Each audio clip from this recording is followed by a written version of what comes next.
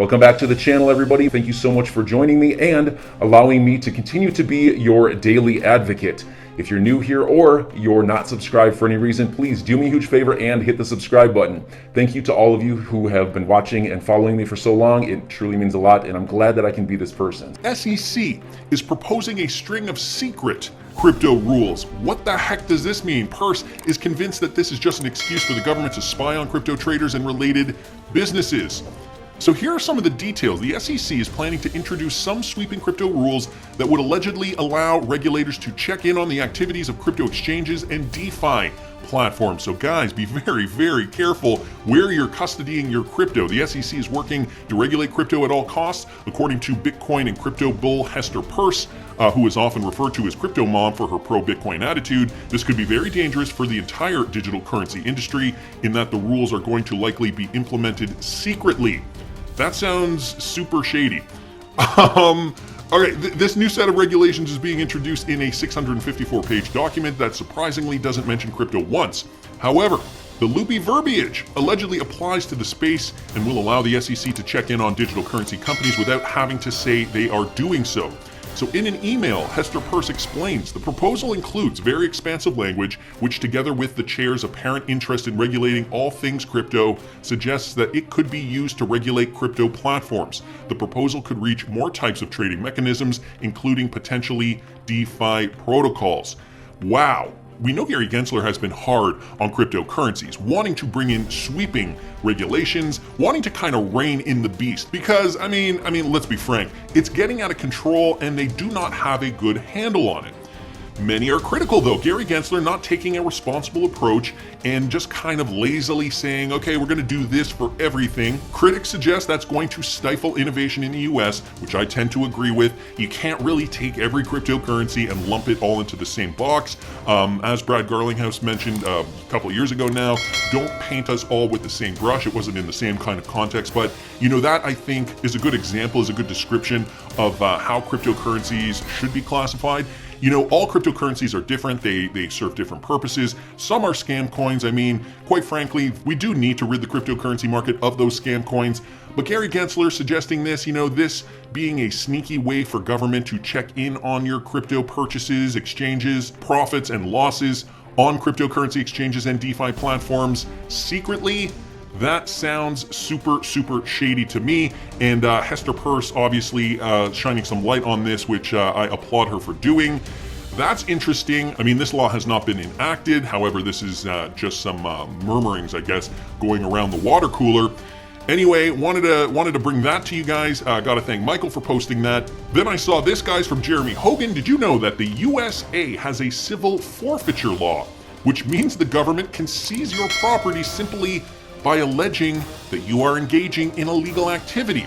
And they never have to even charge you with the crime. So they can seize your property even if they just think you are doing something illegal. Something that is kind of scary if you think about it, kind of on the heels of this last article. The fact that, you know, they're suggesting that they want to look at what you're doing on crypto exchanges and DeFi platforms without you knowing. And, you know, to add on to that, the fact that they can seize your property. Well, Chainsaw Jackson here at XRP Jackson brings up a good point. I got mine on a Ledger Nano S, and unless you have the physical Ledger Nano, transactions cannot be signed and completed. So to me, another reason why it's important to keep your cryptocurrency in cold storage. I also personally use the Ledger Nano. You have the private keys, guys, and if you don't have the private keys, well, technically the crypto can be taken from you at any point in time. Now, I do have an affiliate link in the description of every video I do. You can use the affiliate link if you guys do not still have a cold storage solution. Again, I know we're kind of on the precipice of cashing out some of our cryptocurrency at this moment in time. We're seeing the markets slowly go back up, but you know, I'm of the school of thought that keeping a little bit of cryptocurrency held back for the long term is never a bad idea. And so I keep all my crypto on a Ledger Nano. Again, I do have an affiliate link. You can use it if you want. You do not have to use it. Just make sure, guys, considering what we're seeing now, just make sure your cryptocurrency is in safe cold wallet storage. Public service announcement from Jeremy Hogan over here. Also, saw this, guys, from T-Hole Benedict XRP, Ripple ODL customer Pipple. They just got a boost in growth with an $11 million Series A fundraise. So one of the region's fastest growing fintechs, Pipple, pronounced people. Okay, now I know, people.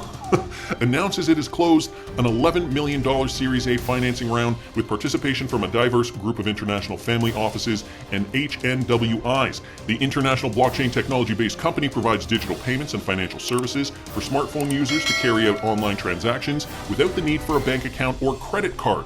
Backed by a diverse group of investors in Europe, North America, Asia, and the Middle East, the funding round was oversubscribed. This follows significant investments in previous rounds from Global Ventures and UAE-based international venture capital firms. The proceeds will enable People to continue its rapid growth in its core GCC markets and expand further in Africa, particularly Kenya and Mozambique. So they are focusing on, clearly focusing on the unbanked and underbanked populations.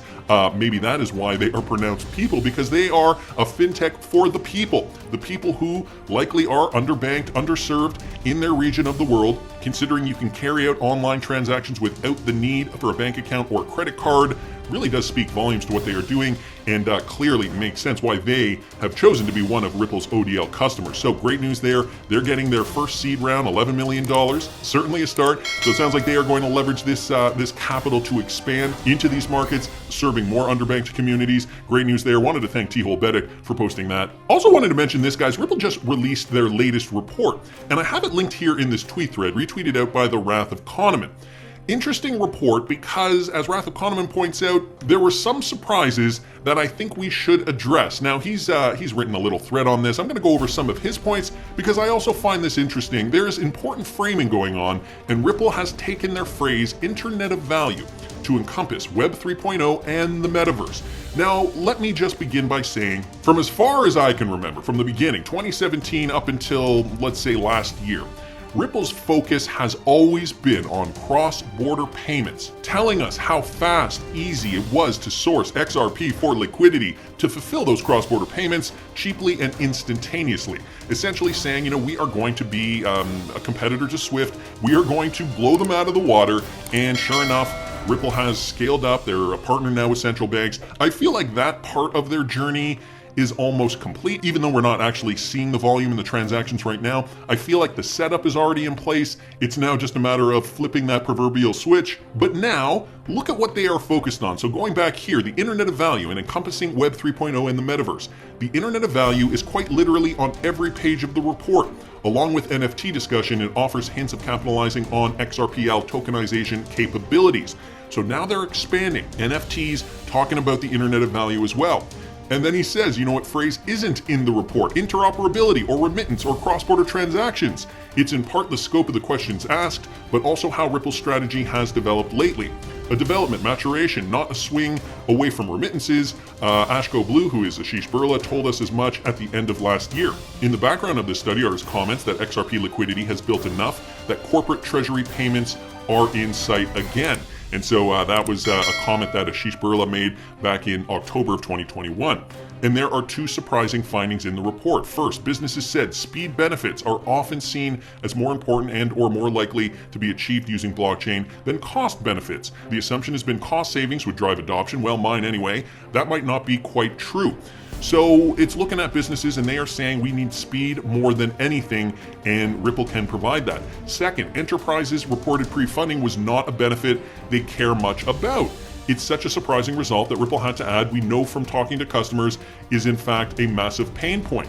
Pre-funding is just assumed how things work, the sunk cost of doing business. Reading between the lines, it suggests companies need agile payments right now. How this affects Ripple's offerings, I don't know, but it's interesting. Love to see the methodology and raw data behind it. Finally, environmental impact, CBDCs, and compliance are all topics. These are questions Ripple asked, but it does lend a sense of moving towards infrastructure for a larger establishment and not how to move money to sticky corridors using remittance companies. So as per the Wrath of Kahneman's review of this, he's seeing infrastructure for larger establishments is more of a focus that Ripple talks about in this report, and not so much, those exotic corridors that they've been talking about with regards to ODL or any of that. That was kind of yesteryear's news. Now they're focusing on expanding. I feel like this pivot is not because they have failed. Clearly they have not failed. They just need that regulatory clarity in order to get the cross-border payment infrastructure up and running. The clarity in the United States is going to play a big part in this. Nevertheless, some interesting observations here from the Wrath of Kahneman, also talking about the Internet of Value, which he says was literally on every single page of the report. This is going to be big. The metaverse also, conducting business in the metaverse, if the metaverse does take off in the way we project it could, for several different reasons that I'm not going to get into right now. Anyway, wanted to keep going because this, a new bombshell announcement, guys. Looking back to the legal suit against Ripple and XRP versus the SEC, motion by Brad Garlinghouse to compel SEC to produce notes by outgoing staffer Matthew Estabrook from 2018. Commissioner Roisman and Garlinghouse where XRP was discussed. Yeah, let me get into this. The motion and exhibits detail intense back and forth over how in January the SEC claimed it stumbled across these notes as Estabrook was cleaning out his desk as he left the agency. Another privilege log was sent, but surprise, the SEC claims the notes are privileged. The motion demands the notes be handed over, detailing how ridiculous the privilege claim is by noting that Garlinghouse said in a deposition excerpt released here, he remembered Roisman was sympathetic to Ripple over XRP in the meeting, and that the SEC previously released meeting notes, released also from a 2018 meeting between Ripple and Jay Clayton, where XRP was discussed, and it didn't claim privilege over that document. Clearly, the motion says privilege claims are only made over anything helpful to defendant's case. Continuing down here, guys, exhibits including Brad Garlinghouse email after the 2018 Roisman meeting, plus excerpt from Garlinghouse's deposition recalling Roisman's sympathetic views of SEC confusion over XRP. The SEC is refusing to release its own notes from that meeting. I wonder why. So take a look at this 2018 meeting from Brad Garlinghouse to G. Hutchins. Commissioner Roisman's staff were particularly engaged in seeking to be helpful in the current purgatory in which we find ourselves. Mr. Garlinghouse also testified in his deposition about favorable impressions he took away from this meeting. Brad Garlinghouse recalls Commissioner Roisman, who was, let me remind you guys, the outgoing SEC commissioner who just left recently last month, was very specifically saying, and I quote, "I'm sorry you've even had to come here. I think that the confusion about the status of XRP he viewed as not healthy for the market." Things that make you go, why did Roisman leave? Amazing. This coming from the Wrath of Kahneman. Then SEC Commissioner Roisman told Brad Garlinghouse that XRP was not a security according to Brad's deposition. He was not the chair, but was a sitting commissioner, also deeply troubling.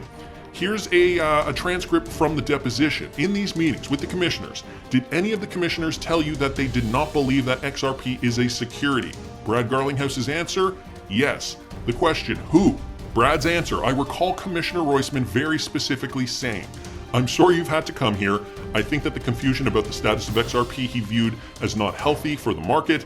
I recall less about the meeting with Commissioner Peirce." So very interesting development here. Roisman said the view of XRP is not healthy. Where did he say not a security? This being asked by Tim Howard. Wrath of Kahneman responds, Brad said he understood Roisman to be saying XRP was not a security. It wasn't a binding pronouncement in any way, but it is important data in a case that hangs on whether or not they flagrantly violated rules. XRP Darren brings up something interesting as well. Gensler probably then made Roisman resign. Let's not forget, this happened in the Brad Garlinghouse deposition. And so maybe as per Gary Gensler, we need to cut out our employees, the commissioners that don't see it our way. Doesn't get any dirtier than that. Comments Golden Key here on Twitter. McPhee here saying, why is it deeply troubling? Is this not good for the case? And Wrath of Kahneman responds, it is good for the case, but it is troubling that there is so much confusion in the SEC and they have been unwilling to be transparent. Roisman could whistleblow this wide open, says Generation XRP. Wrath of Kahneman says he could do some damage to the SEC case, but then they could claim it's just his opinion, like William Hinman. So will the Elad Roisman, former SEC Commissioner, revelation bust this case wide open? Wrath of Kahneman continuing by saying, wow, there's also this, guys. Jay Clayton asked Brad Garlinghouse to back up from the issue of XRP's undecided security status. So this just kind of complements what we were talking about with Roisman. Incidentally, that memorandum recounts a conversation between Jay Clayton and Brad Garlinghouse, similar to the conversation Mr. Garlinghouse recalls having with Commissioner Roisman, in which he discussed the fact that Ripple was in purgatory due to uncertainty as to whether XRP, the cryptocurrency which Ripple is associated, is or is not a security. and Chairman Clayton asked him to back up from that issue and encourage the Ripple executives to continue its ongoing discussions with the staff of the Division of Corporate Finance. So Jay Clayton also saying, how about we not talk about that right now? Let's keep moving forward. With all this glaring evidence and the SEC's blatant disregard for them, I really don't see how Ripple is going to lose. This coming from Misery Pirate Wannabe. But hey, it's amazing how people in power can get away with practically anything. Just watch The Big Short. Yeah, great movie, by the way. Wrath of Kahneman saying, to be clear, this is just testimony and only one side. If proven true, it's bad for the SEC's case, but right now the case isn't even being heard. They're just fighting about what documents they can bring to the table. Nevertheless, guys, this just points to another glaring revelation here in the case. The fact that it is now on the record, Jay Clayton did say to back up from the issue when Ripple asked directly if they should be worried whether XRP would be considered a security or not. So how is this going to affect the case? Finally here, guys, from Stefan Hubert, simply perverted. He is telling the public, do it like Ripple. Finance your network in the traditional way and only sell it when it is built. Don't do it like Ethereum with an ICO. At the same time, he prepares a lawsuit against Ripple and gives Ethereum a free pass. Pointing this out here, Director Hinman offered that token issuances should come after companies build out their infrastructure through traditional fundraising methods. If you create your network first and then offer a token, it could save you a headache down the road. Literally exactly what happened with the XRPL. June 2013, after XRPL, aka Ripple Network, was built out. This coming from Mickey B. Fresh here on Twitter. Ripple kicked off the XRP giveaway, 25,000 free XRP. So they were not saying, give us money for the XRP. They were saying, we're going to give this away for free. Beta users to use XRP coins designed primarily to enable trading on Ripple Payment Network as a currency.